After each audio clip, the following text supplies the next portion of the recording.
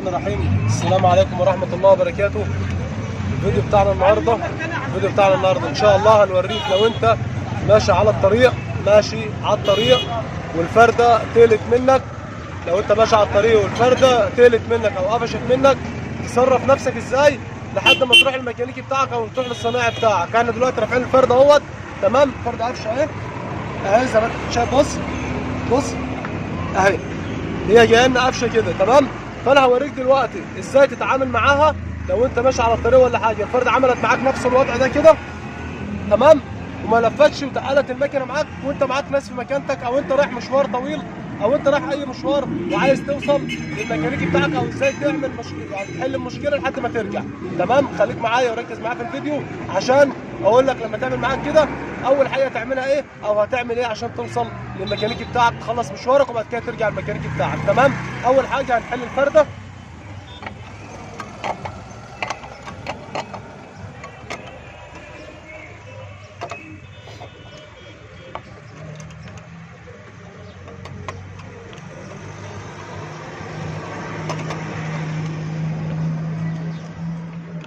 طبعا الفرده الثانيه اهي، المره الثانيه تقيله خالص اهي، ماشي. طبعا احنا حلينا الفرده اهي وهنلف الطنبوره. بص قفشه خالص اهي، حلو كده.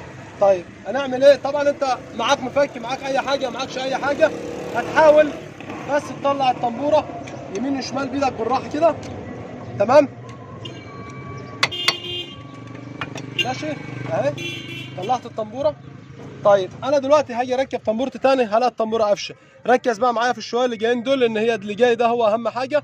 اول حاجه بعملها انا طلعت الطنبوره بتاعتي، بلف الاكس بتاعي كده بالراحه، لقيته بيلف كويس، يبقى المشكله عندي في التيل على طول او في المجموعه بتاعت الاقلاش والتيل.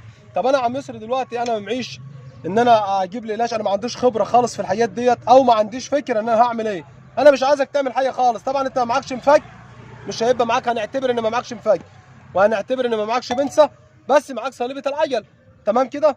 طيب انا مش عايز منك الا صليبه العجل. انت طلعت الطنبوره بتاعتك اهو، شلت الطنبوره طلعتها، تمام. هتعمل ايه؟ في عندك الاقلاش اهو، الاقلاش بتاع الفرد اهو، حلو كده. كل اللي هتعمله هتروح جايب الصليبه، بقول لك بالصليبه العجله اهي، هتروح خابط على الاقلاش ده، قافله خالص اهو، الاقلاش قفل اهو. تاني انا هفتح الاقلاش ليك تاني اهو، حلو كده، الاقلاش فتح اهو، ماشي، بصليبه العجل، وهقفل الاقلاش بتاعي خالص اهو، حلو كده. طيب انا قفلت الاقلاش، هركب الفرده الطنبوره بتاعتي، هتلاقيها ركبت جري، بص اهي، والفرده لفت خالص اهي. طيب انا طب ما انا كده يا عم مصر، لو انا قفلت الاقلاش وركبت الطنبوره، حضرت فرمله تاني، الفرده هتقفش تاني، مظبوط كلامك صح. طب هتعمل ايه؟ بص بقى هنا، انا بكلمك ده كله عما تروح للصنايعي بتاعك، يعني تمشي نفسك على الطريق. لو جيت بصيت على الاقلاش هنا هتلاقي عندك سوسته اهي، وهتلاقي عندك الاقلاش، والناحيه الثانيه هتلاقي عندك سوسته صغيره والسوسته الكبيره. طيب انا اعمل ايه دلوقتي؟ نزلت الاقلاش بتاعي، انا كده نزلت الاقلاش للاخر اهو، اروح راجع على السوسته الصغيره ده اهي، واروح شايلها بالراحه كده اهو اهي، خلاص شلتها خالص اهي، واروح شايلها خالص. طيب السوسته دي بتعمل ايه يا عم يسري؟ او السوسته ديت ايه اللي بيخليها توصل مثلا اشيلها؟ طب هي دي اللي هتمنع؟ طبعا هتفصل عندك بالنوع، بمعنى ان خليك معايا وهوريك، وبعدين اقول لك ايه المشكله في السوسته بتعمل ايه معاها. انا شلت السوسته، نزلت الاقلاش، شلت السوسته، ركبت الطموره بتاعتي، تمام. وهحضر فرمله دلوقتي عشان اوريك ان هي مش هتتقل، تمام. حضر فرامل يا ابني. بص يا باشا، بص تمام، دوس فرمله، بص قفشت اهي، سيب اهي، دوس، سيب، دوس، سيب اهي، حلو كده. طيب السوسته دي عملت ايه بقى؟ السوسته دي عملت ايه؟ السوسته ده اهي، تمام، هي السبب في ان انا لما بدوس فرمله، لما الاقلاش عندي بيكون الطنبوره عايزه الاقلاش، لما بدوس فرمله هي بتروح شاده من ناحيه والبستم دايس من ناحيه، فبتروح فاتحه الاقلاش، بتاخد القيمه اللي انا عايزها من الاقلاش بتاعي، تمام.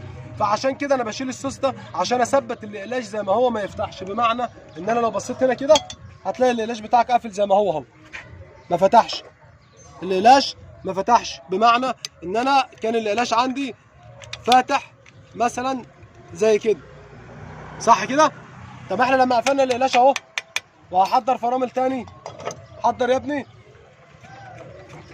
هتلاقي القلاش نفس القفله اللي انا قفلتها هو زي ما هو مقفول. سيب بص هنا كده اهو ما فتحش خالص اهو، بمعنى ان انا السوسته دي هي اللي بتعمل عندي للقلاش ان هو بيفتح اوتوماتيك، او على الدوسه اللي انا عايزها بالظبط، او على القيمه بتاعه الفرمله اللي الطنبوره عايزاها.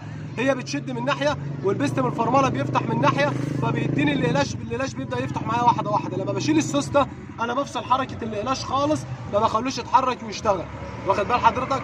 والفرده عندي بتخف لحد ما اروح الميكانيكي بتاعي يظبط لي الفرمله بتاعتي ويركب لي سوستتي ويظبط القلاش بتاعي، ويبقى كده انت مشيت نفسك من على الطريق وحليت مشكلتك لحد ما تروح للصنايعي بتاعك، ومش هتحتاج لاي حاجه ان انت تقف تحتاج مثلا صنايعي يجي لك على الطريق او تتزنق لحد ما تروح.